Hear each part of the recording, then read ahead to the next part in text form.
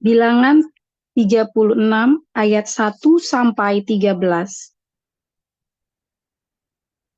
Mendekatlah kepala-kepala puak dari kaum Bani Gilead bin Makhir bin Manasye, salah satu dari kaum-kaum keturunan Yusuf, dan berbicara di depan Musa dan pemimpin-pemimpin, kepala-kepala suku orang Israel. Kata mereka, Tuhan telah memerintahkan tuanku untuk memberikan tanah itu kepada orang Israel sebagai milik pusaka dengan membuang undi. Dan oleh Tuhan telah diperintahkan kepada tuanku untuk memberikan milik pusaka Zelafehat, saudara kami, kepada anak-anaknya yang perempuan.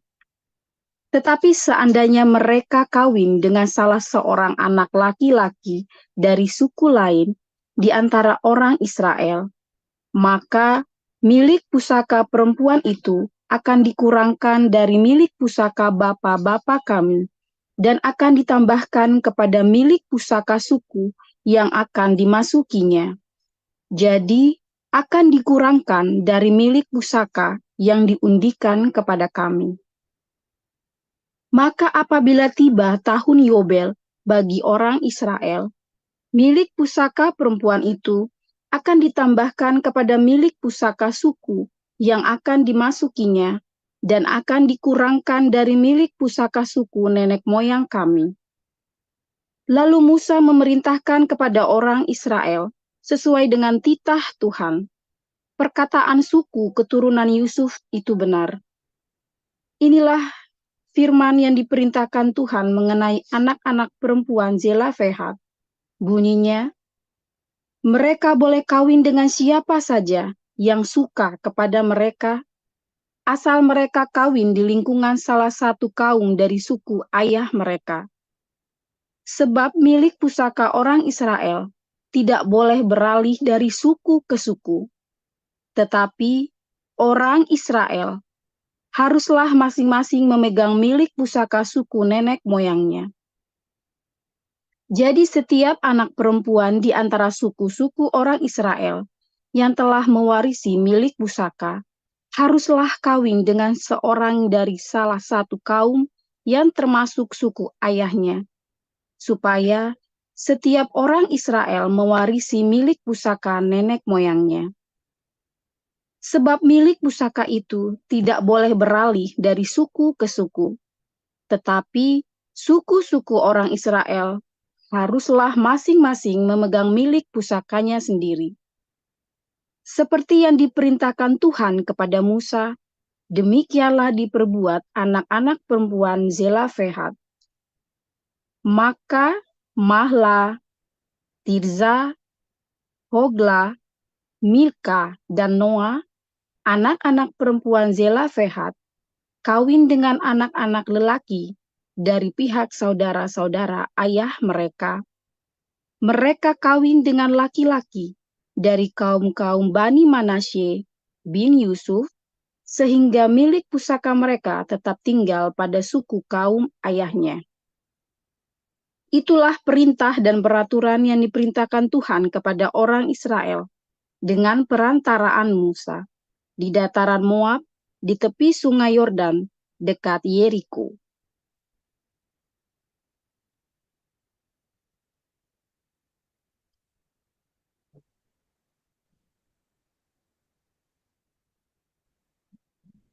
Silakan Bu Sarma.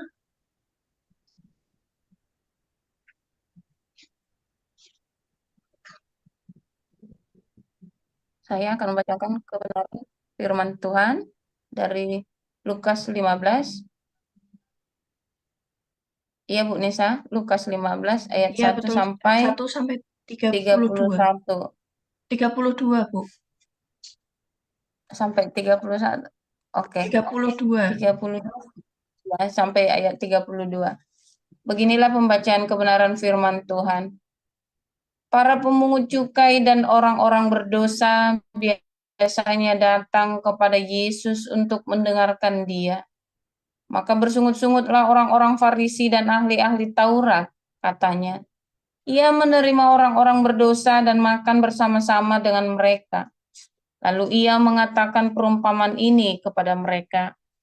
Siapakah di antara kamu yang mempunyai 100 ekor domba, dan jikalau ia tidak kehilangan seekor di antaranya, tidak meninggalkan 99 ekor di padang gurun dan pergi mencari yang sesat itu sampai ia menemukannya?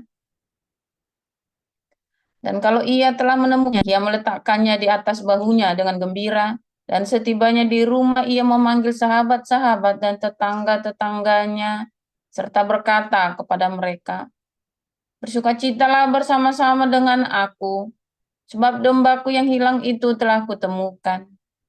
Aku berkata kepadamu, demikian juga akan ada sukacita di sorga karena satu orang berdosa yang bertobat, lebih daripada sukacita karena 99 orang benar yang tidak memerlukan pertobatan. Atau perempuan manakah yang mempunyai 10 dirham, dan jika ia kehilangan satu di antaranya, tidak menyalakan pelita dan menyapu rumah serta mencarinya dengan cermat sampai ia menemukan. Dan kalau ia telah menemukannya, ia memanggil sahabat-sahabat dan tetangga-tetangganya serta berkata, bersukacitalah bersama-sama dengan aku, sebab dirhamku yang hilang itu telah kutemukan. Aku berkata kepadamu, demikian juga akan ada sukacita pada malaikat-malaikat Allah karena satu orang berdosa yang bertobat. Yesus berkata lagi, ada seorang mempunyai 2 anak laki-laki. Katanya yang bungsu kepada ayahnya, Bapa, berikanlah kepadaku bagian harta milik kita yang menjadi hakku. Lalu ayahnya membagi-bagikan harta kekayaan itu di antara mereka. Beberapa hari kemudian anak bungsu itu menjual seluruh bagiannya itu, lalu pergi ke negeri yang jauh. Di sana ia memboroskan harta miliknya itu dengan hidup berfoya-foya. Setelah dihabiskannya semuanya, timbullah bencana kelaparan di dalam negeri itu, dan ia pun mulai melarat. Lalu ia pergi dan bekerja pada seorang majikan di negeri itu. Orang itu menyuruhnya ke ladang untuk menjaga babinya.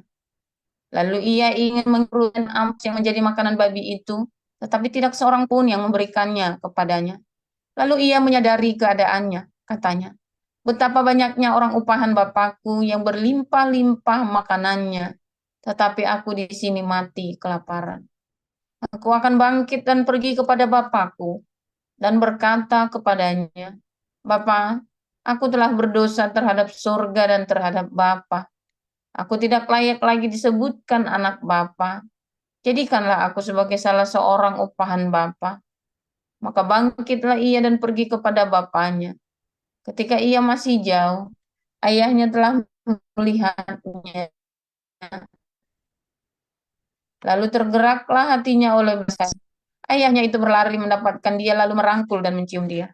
Kata anaknya itu kepadanya, Bapa, aku telah berdosa terhadap surga dan terhadap Bapa. Aku tidak layak lagi disebutkan anak Bapa. Tetapi ayah itu berkata kepada hamba-hambanya, lekaslah bawa kemari jubah yang terbaik, pakaikanlah itu kepadanya dan kenakanlah cincin pada jarinya dan sepatu pada kakinya. Dan ambillah anak lembu tambun itu, sembelihlah dia dan marilah kita makan dan bersukacita. Sebab anakku ini telah mati dan menjadi hidup kembali. Ia telah hilang dan didapat kembali. Maka mulailah mereka bersukaria. Tetapi anaknya yang sulung berada di ladang, dan ketika ia pulang dan dekat ke rumah, ia mendengar bunyi seruling dan nyanyian tari-tarian. Lalu ia memanggil salah itu. Jawab hamba itu, adikmu telah kembali dan ayahmu telah menyembelih anak lembu tambun, karena ia mendapatnya kembali dengan sehat. Maka marahlah anak sulung itu dan ia tidak mau masuk. Lalu ayahnya keluar dan berbicara dengan dia. Tetapi ia menjawab ayahnya, katanya, telah bertahun-tahun aku melayani Bapa dan belum pernah aku melanggar perintah Bapa. Tetapi kepadaku belum pernah Bapa memberikan seekor anak kambing untuk bersukacita dengan sahabat-sahabatku. Tetapi baru saja datang anak Bapa yang telah memboroskan harta kekayaan Bapa bersama-sama dengan pelacur-pelacur. Maka Bapa menyembelih anak lembut-tambun itu untuk dia. Kata ayahnya kepadanya, "Anakku, engkau selalu bersama-sama dengan aku, dan segala kepunyaanku adalah kepunyaanmu. Kita patut bersukacita dan bergembira karena adikmu telah mati dan menjadi hidup kembali. Ia telah hilang dan didapat kembali." Demikian.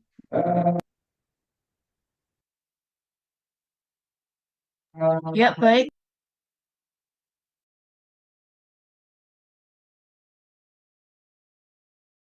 Terima kasih Bu Sarma dan Bu Veronica. Renungan firman Tuhan pagi ini berjudul warisan yang akan disampaikan oleh Pastor Joseph Paulsen. Silakan Pastor.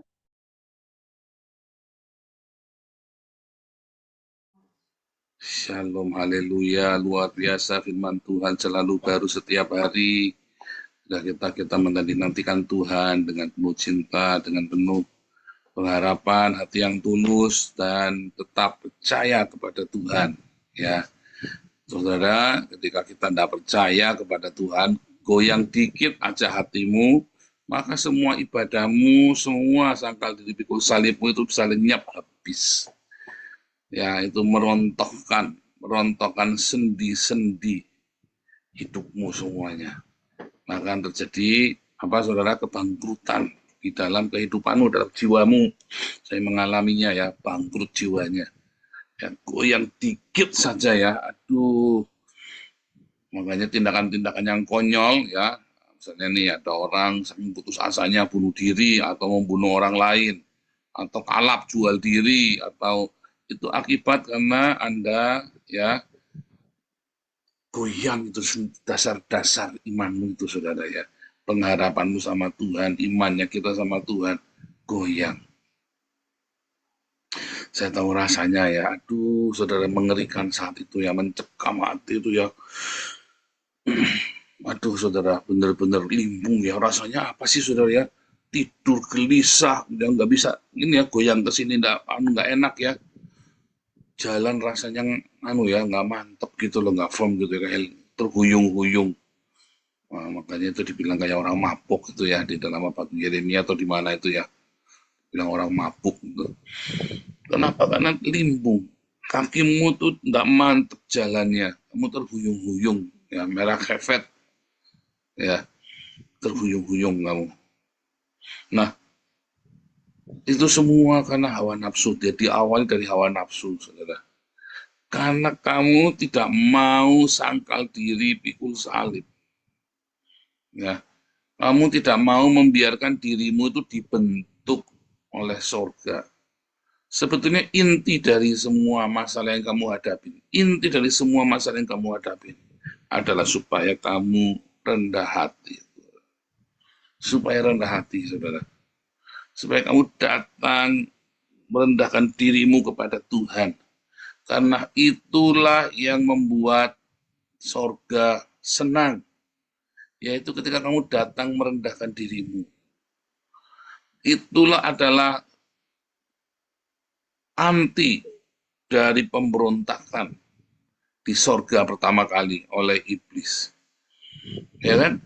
Dan iblis berkata, aku hendak, aku pengen, aku ingin, ya, untuk menyamai akhirnya kan. Akhirnya kan intinya dari semua aku ingin itu untuk menyamai yang maha kuasa. Ya, karena Anda, saya nggak kepengen jadi Tuhan, Pak. Bukan, Anda tidak pengen jadi Tuhan. Tapi Anda ingin, ya, Anda ingin menguasai Tuhan, ngatur-ngatur Tuhan. Itu loh masalahnya. Wah iya, saudara, Anda jangan ngomong enggak, saudara ya. Anda tidak ingin, saya nggak ada, ya. Saya nggak pengen jadi Tuhan, tapi Anda ngatur-ngatur Tuhan. Ya, ada orang, nah ya, banyak ya, dari Indonesia juga banyak, suka ngatur-ngatur pendeta. Waduh, ngatur-ngatur hamba Tuhan. Ya nggak apa-apa, ngatur-ngatur hamba Tuhan aja yang bodoh yang mau diatur-atur. Cuma maksudnya ngatur-ngatur hamba Tuhan itu begini, Pak, nanti khotbahnya ini saja. Nah, Pak, harusnya begini, Pak. Bukan ngasih masukan, beda sama ngasih masukan. Kalau ngasih masukan itu, Anda memberikan masukan, ide, kegiatan, ya. Tetapi kalau ngatur itu, Anda mendikte, ya. Dan kalau Anda nggak dituruti, terus Anda mutung. Kalau nggak dituruti, terus mutung. Nah, banyak orang suka ngatur Tuhan. Lalu kalau nggak diturutin, mutung. Ya, saudara. Itu artinya Anda sedang ingin menjadi Tuhan. Aku tidak ingin jadi, iya, tapi kamu ngatur Tuhan. Kamu tidak mau berkata, kehendakmu yang jadi ya Tuhan. Kamu tidak mau berkata, kehendakmu yang jadi ya Bapa. Kamu maunya kehendakmu yang jadi, kehendak kita sendiri yang jadi. Ya, kita maunya kehendak kita yang jadi. Ya, kemarin di HBC saya ngajari ya. Ketika kita mau berdoa, terus kita mendapatkan satu dorongan, ya. Lalu kita berdoa, ya, mendapat satu dorongan, ya misalnya doa, ini orang sakit nih, orang tua kita sakit, lalu kita berdoa dengan penuh iman, kok nggak sembuh, malah mati. Nah, yang salah di mana? Nah, saudara, sebelum kamu belajar, katanya Tuhan, kata siapa? Iya, tadi saya mendapat rema, saya mendapat suara Tuhan bahwa orang tua saya pasti sembuh.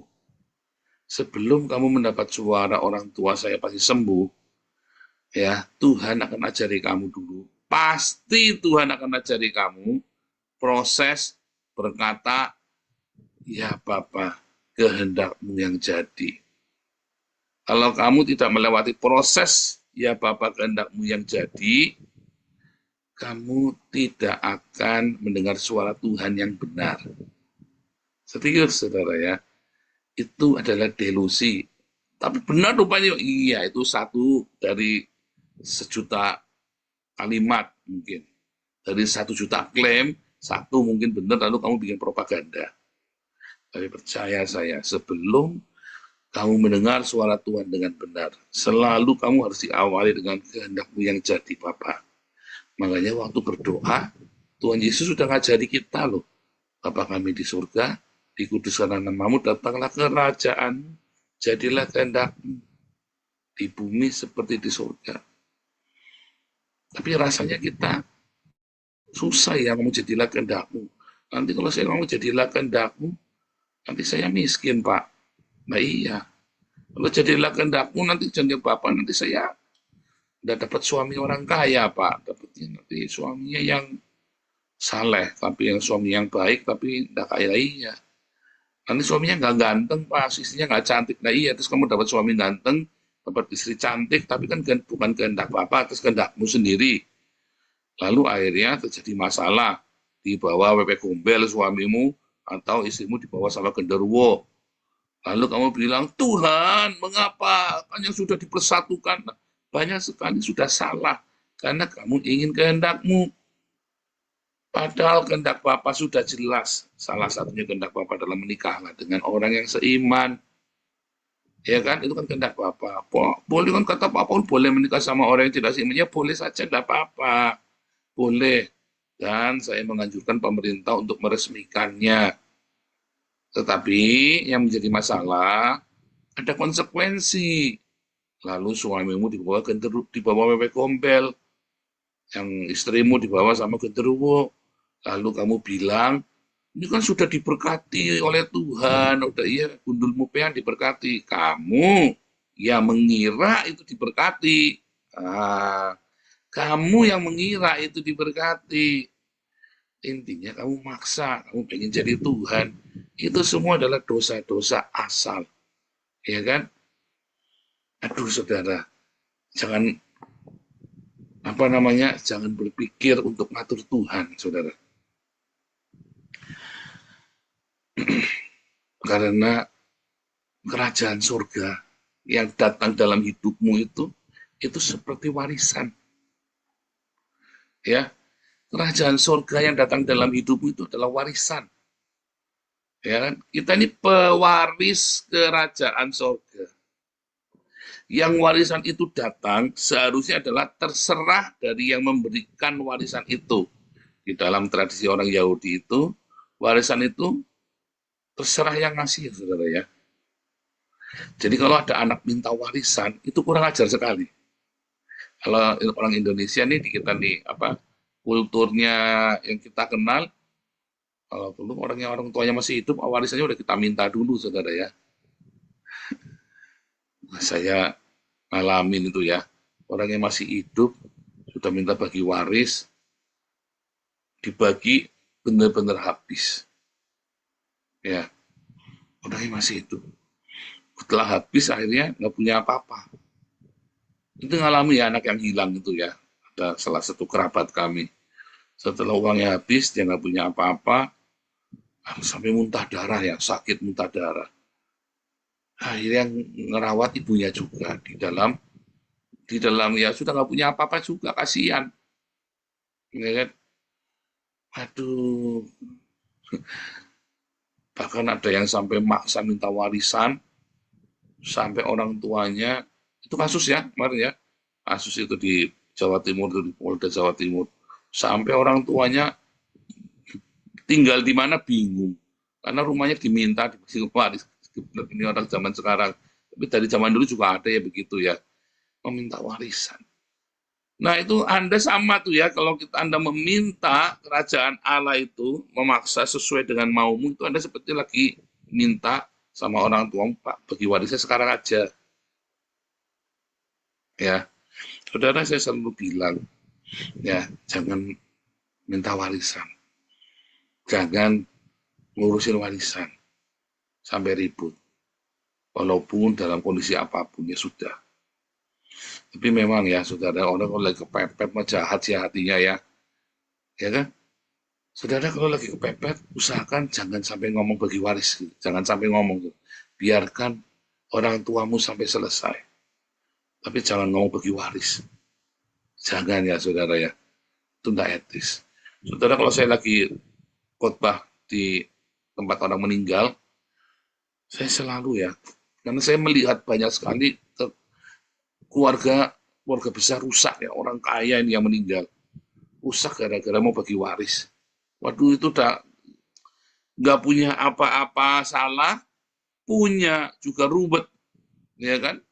Punya warisan juga ruwet, nggak punya warisan bingung, ya kan? Karena orang tuanya meninggal, yang ngubur duitnya dari mana? Kemarin mami saya saja total semuanya habis 70 juta loh saudara. Ya karena corona. Ya minim 30 juta itu loh saudara, pemakaman itu ya, minim ya kalau di Jakarta, di Surabaya itu. Kalau nggak punya warisan bingung. Ya untung Tuhan baik ya kemarin ya. Tuhan sediakan semua. Tetapi kalau punya warisan malah bertengkar. Padahal kan cuma dibagi saja kan. Cuma dibagi, tapi cuma bagi warisan itu susahnya minta ampun coba. Apalagi kalau warisannya dalam bentuk barang, rumah, tanah. Waduh, rebutan. Ya. Ngeri ya. Jadi kemudian kita ya banyak itu. Itu adalah contoh kita ya yang pengen ngatur Tuhan, mau mengklaim, saya klaim ya, saya mau meminta keinginan kita sendiri. Kita tidak berkata datanglah kerajaanmu, tapi kita memaksa ya, kita memaksa mengambil alih kerajaan Tuhan, segala kenikmatan dalam kehidupan. Ya kan? Anda nggak mau susah, Anda tidak mau sangkal diri, pikul salib, padahal untuk menjadi pewaris kerajaan Allah, Anda harus sangkal diri, pikul salib. Maka Anda punya hak di dalam kerajaan Allah. Itu loh masalahnya. Jadi kalau Anda tidak mau sangkal diri pikul salib, tapi Anda mau menang sendiri dan Anda mau ngatur Tuhan, itu Anda sedang memaksa minta warisan. Ya, padahal warisan itu akan datang sendiri, saudara, secara otomatis dari surga. Ya, warisan itu kan datang sendiri dari surga, tanpa kamu paksa, tanpa kamu terima. Kalau kamu sangkal diri, pikul salib, mengambil bagian di dalam kerajaan Allah. Ya. Tetapi masalahnya banyak sekali ya. Kemudian kita sudah mengambil warisannya, kita sudah merampok surga, dirampok surganya sama kita. Mungkin itu dikasihkan ya, mungkin itu terjadi. Anda mendapatkan yang Anda inginkan, lalu Anda bangkrut. Hidupmu, jiwamu bangkrut. Karena biasanya yang kamu dapat dengan peroleh, dengan mudah, ya, maka lepasnya juga mudah. Ya, saudara, saya sering berkata ya, kalau berkat kamu terima tanpa ada salib, itu akan membawa kamu ke neraka loh, saudara. Berkat yang kamu terima tanpa ada salib, kamu hidupnya selalu diberkati tanpa ada salib dalam hidupmu. Itu kan membawa kamu ke neraka. Sudah banyak contohnya, buktinya. Tetapi kalau kamu disalib terus nggak ada berkat, ya jangan-jangan kamu lagi di neraka. Ya, disalib terus tiap hari, kapan diberkatinya? Ya berarti saya yakin kamu lagi di neraka sekarang ini. Minta ampun, jangan-jangan kamu lagi bikin dosa. Tapi kalau kamu menerima berkat terus ya bertahun-tahun tanpa ada salib, hati-hati loh saudara, berkat itu membuat hatimu jadi terikat di situ, lalu kamu masuk neraka. Nah itu, kerajaan surga yang kamu terima tanpa salib, ya, segala kebaikan surga yang kamu terima tanpa adanya salib, maka akan membuatmu jadi menyepelekan, membuatmu jadi kurang ajar kepada surga. Tapi dengan adanya salib, lalu kamu menerima bagian kerajaan Allah itu, ya salib yang dimaksud itu bukan Anda masuk penjara gara-gara nipu, masuk penjara gara-gara memperkosa. Itu bukan salib namanya, saudara. Itu memang kamu memang udah pantas. Salib yang dimaksud adalah ketika kamu ya menghadapi masalah, lalu responmu tetap sabar, tetap rendah hati. Kamu responnya tetap baik, tetap mengandalkan Tuhan, tetap utamakan melakukan apa yang Tuhan inginkan. Kasih sukacita, damai sejahtera, kebaikan, kemurahan. Tetapi kalau responmu nggak benar, itu namanya kamu tidak mau disalib. Itu loh yang dimaksud. Jadi bukan karena disalib, terus Anda nyuri motor, masuk penjara, lalu oh ini Tuhan saya sedang memikul salib. Saya pernah besuk orang di penjara dulu ya, waktu SMA, waktu kecil dulu ya, waktu masih SMA tuh ya. Iya nih, sampai kaduk-kaduk, saya sedang memikul salibnya Tuhan Yesus. Dulu saya pikir benar ini orang, ya kita semua ada salibnya, saya bilang begitu kan. Sekarang mas saya sadar, ini orang kupluk ya, orang nyolong motor, maling motor, curanmor itu ya, masuk penjara. Ngomongnya pikul salib kan kucluk ini saudara. Ya bukan. Saya kadang-kadang nggak mengerti ya, apa Anda diajari sama pendeta curanmor. Ya maklum ya, kita di desa dulu, di kampung ya. Tapi saya yakin mungkin pendeta yang salah ngajar atau dia yang salah dengar kali ya. Tidur waktu sekolah minggu dulu ya. Saya sedang pikul salib, habis curanmor, ketangkep polisi, masuk penjara, katanya saya lagi pikul salib. Nah itu Anda hati-hati loh saudara ya, itu bukan salib. Kalau Anda ya selingkuh istri orang, lalu digebuki satu kampung, itu bukan lagi pikul salib, oh saya lagi dipersekusi pak. Gundul mupe yang kamu lagi nidur bini orang, kamu digebuki orang sekampung, matilah sekalian, kok disalib persekusi. Kadang-kadang orang ini definisinya pikul salib, sayang, di pikul salib itu kamu harus menderita karena sesuatu yang tidak kamu lakukan. Ya, oh ini ketemu lagi nih di Bali, teman lama tadi baru ngomong sama istri saya. Ketemu lama ya di Bali. Ketemunya saya kan pelayanan penjara kan. Waktu di Bali itu saya ketemu dia saudara ya. Lagi penjara. Terus dia dulu ketua persekutuan ya, waktu SMA. Iya nih, Paul, saya sedang pikul salibnya Yesus. Ya dulu ya saya masih ya karena saya juga masih ini ya, masih cetek ilmunya ya. Wah iya luar biasa ya bro ya. Oke kita doakan ya bro ya. Kalau begitu saya pikul salib ya Tuhan Yesus. Nah itu ya saudara, enggak gara-gara penggelapan uang perusahaan dia masuk penjara ngomongnya pikul salib Tuhan Yesus. Pikul salib itu ketika kamu tidak melakukan hal yang tidak seharusnya, ya, kamu tidak melakukan hal yang tidak baik. Kamu selalu baik, lakukan yang baik. Tetapi kamu dianiaya, tapi kamu difitnah, kepadamu dikatain yang nggak benar. Ya, wah, itu prinsip Pak. Kalau saya benar, ya harus saya lawan Pak. Saya tidak takut kalau saya benar. Waduh, itu hebat sekali prinsipnya, saudara ya. Kalau saya benar, saya tidak takut Pak. Pasti saya labrak Pak. Nah, itu dia. Kemarin ada yang suka labrak-labrak orang. Untung orangnya udah nggak di sini lagi. Saya labrak, saya benar Pak. Saya labrak, semua mau dilabrak. Satu-satu itu ibu-ibu mau dilabrak sama dia semua ya. Ini orang sampai labrak. Ini siapa yang labrak orang? Semua mau dilabrak semua. Ini Bu Ana, saya labrak ya Bu Ana. Bu, ini jangan Bu, jangan dilabrak. Enak aja, Bu, semua dilabrak. Saya benar, nah itu namanya bukan pikul salib. Tiba-tiba kamu suka ngelabrak Ana ya. Bu Sarma dilabrak, Anissa dilabrak, Bu Elia dilabrak, semua dilabrak. Lalu Anda dimusuhi sama Bu Sarma, sama Bu Anissa, sama Bu Elia itu kan, dimusuhi kroni. Oh ini kroni Pak, ini Sarma, ya, Anissa dan Elia, kan, SAE, kroni SAE ini Pak, pakai inisial. Udah ngajar ini Pak, saya sedang menderita oleh Kristus Pak. Bukan, kamu yang labrak-labrak, salib gundulmu peang. Aniaya apanya aniaya, kamu semua orang dilabrak, orang jengkel. Ya nggak, orang dilabrak kamu, jangan begitu. Dalam komunitas kan kamu harus merendahkan hati. Walaupun kamu nggak suka, jangan langsung, ya saya mah gitu Pak, orangnya Pak, kalau nggak suka saya langsung ucap. Ya bukan begitu juga, kita ngomong, saya lagi ngomong sama Pak Hawi ya Pak, gimana caranya kita ini bisa ngomong dengan terus terang sama orang, ya, tanpa ngomong terus terang, ya, ngajari kepada komunitas, supaya belajar ngomong terus terang, tapi tanpa menghakimi dan tanpa marah ya Pak. Harus kita ajarin ini Pak. Soalnya orang-orang di sini kalau apa-apa nggak ngomong, dia diem dipendem, tiba-tiba mutung hilang, saudara. Ya kan, petang-petang hilang, tenggelam semua kan. Orang di sini kan begitu kan. Ya aku mah begitu Pak. Lah ya aku mah begitu ya namanya Anda tidak pikul salib. Ya ini kita pikul salib Pak, petang-petang hilang Pak, pikul salib Pak.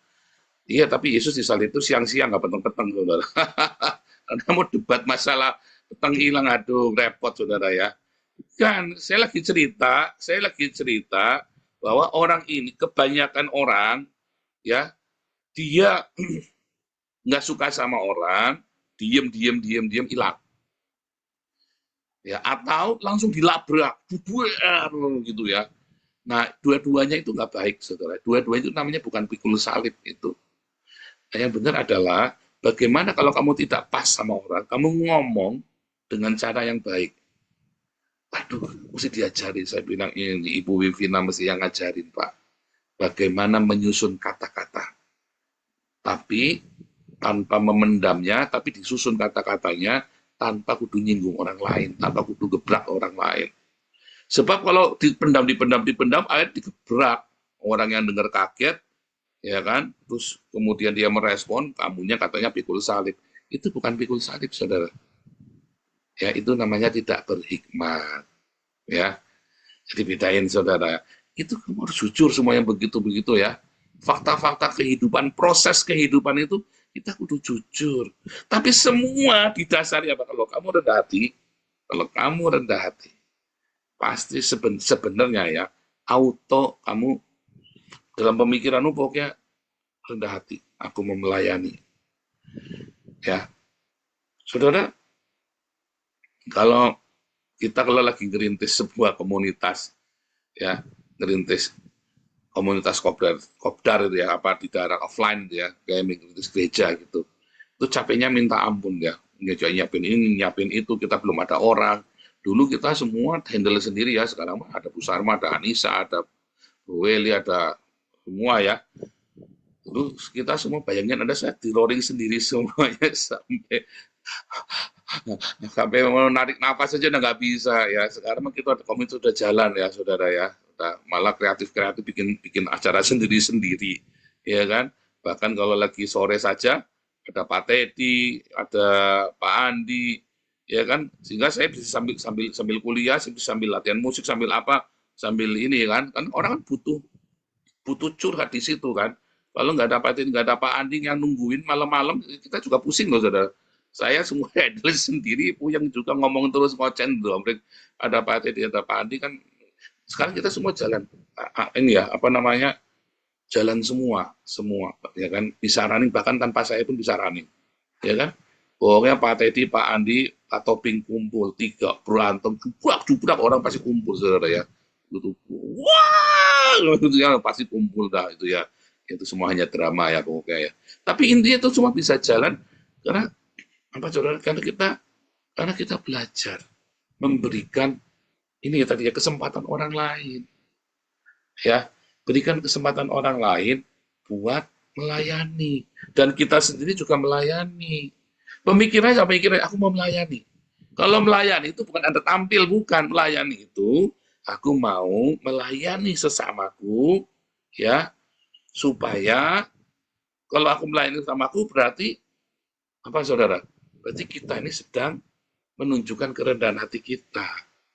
Tetapi melayani ini maksudnya mau rebutan tampil, mau rebutan ngomong, banter-banteran ngomong, itu namanya bukan melayani, itu namanya berantem. Jadi definisinya melayani beda, saudara ya. Kalau melayani, saya sudah capek Pak, saya ini melayani.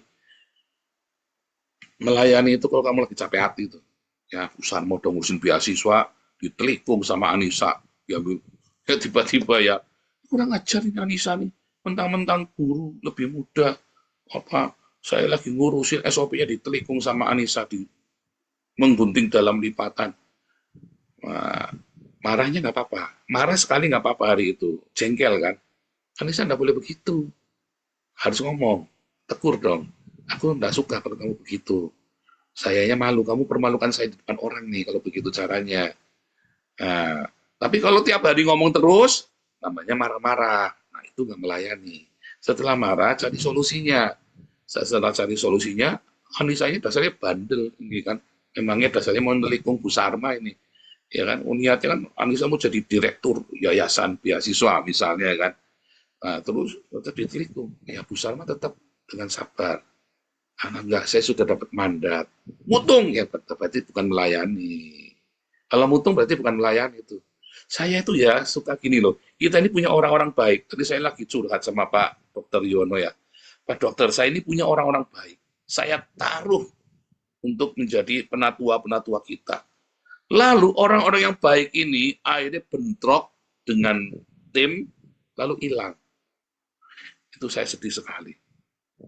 Kenapa orang baik ini yang kita harapkan, yang kita anggap ini orang baik, lalu taruh di tim, lalu bentrok dengan tim, setelah itu hilang.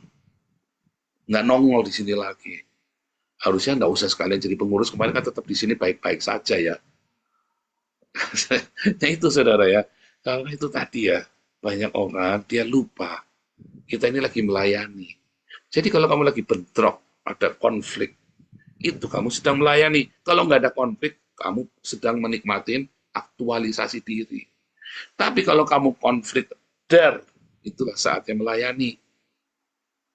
Itulah saatnya kamu sedang menempa dirimu supaya kamu layak menerima warisan kerajaan Allah. Lalu kamu berdoa, Tuhan, kehendak-Mu lah yang jadi. Tapi ini kan enggak kan, kamu kan pengen memaksa kehendak-Mu yang jadi kan di yayasan ini kan.